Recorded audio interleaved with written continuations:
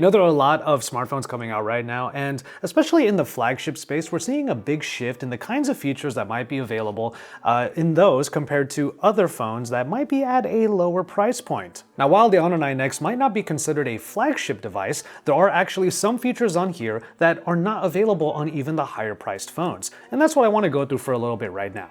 This is Pocketnow, and I'm Joshua Vergara. What's going on, everybody? Let's take a look at the Honor 9X and 5 of its best features. If there's one thing Honor never shies away from, it's trying something unique for their phone backings. And this is a perfect example. The Honor 9X has this X design, almost like two chevron designs all meeting in the middle, and it just looks really awesome, especially when you shine it under a light. Just take a look at that. I have the blue edition, obviously, and this kind of unique design is not something you really see even in phones that might be twice the price point.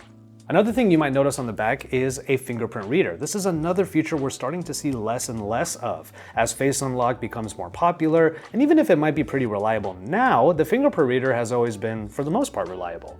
It's really easy to get set up, and then when you're holding the phone, just land the index finger naturally where the fingerprint reader is, and it turns on immediately. Which leads you right into the next part of the phone that is really nice, and that is the full screen display. Now, you don't get any notches, you don't get a big forehead, not even really that big of a chin, and you just get a full screen. And it's really enjoyable, especially for media and for gaming, which we'll get into a little bit later. This is possible because of a pop-up camera, which is hidden right here in the corner. If I were to turn on the camera and then turn on the front-facing camera, it just pops right up, nice and hidden away from sight, and allows for the screen to just take up the entire front of the phone. Now, I have taken a few pictures with that front-facing camera. It performs pretty well, and also it has that beauty mode that you can expect from phones by Honor. Crank it up to 11 if you want to or anything like that, but as far as the camera is concerned, one great feature on here is a 48 megapixel sensor.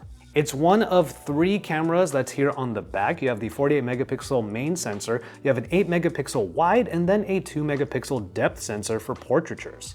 So you do get a lot of options in the camera app, even a night mode, which is something you can use at any time as well. But the 48 megapixel sensor allows for a little bit more quality out of a phone that's only 299 euros. 48 megapixels is already a high and impressive number, and you can use all 48 megapixels if you want, but the default mode allows for the camera sensor to do pixel binning, so you get ultimately 12 megapixel shots with good detail and good sharpness.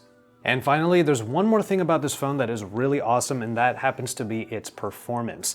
Now, you're not looking at super high-end flagship specifications on here, but HiSilicon's Kirin 710F is what powers this phone, and it comes with a couple of features that should be great for general users, even general gamers. We're talking about GPU Turbo, something that you might have heard from other Honor devices. GPU Turbo ups the ante a little bit by providing a bit of a boost when you're playing certain games that it supports. That includes games like PUBG Mobile.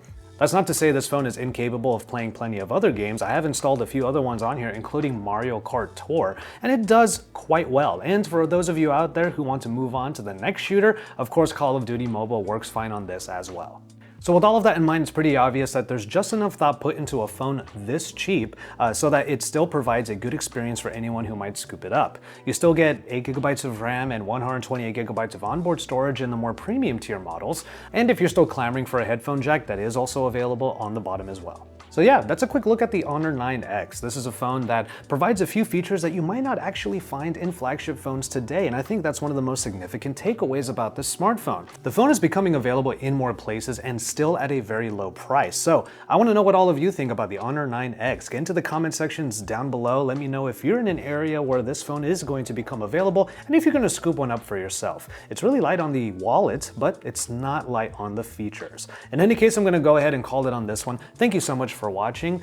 Drop some likes on this video. Again, get into the discussion in the comment sections down below, and subscribe to the Pocketnow channel if you haven't already. And yeah, with all of that said, we're just going to go ahead and see you in our next video.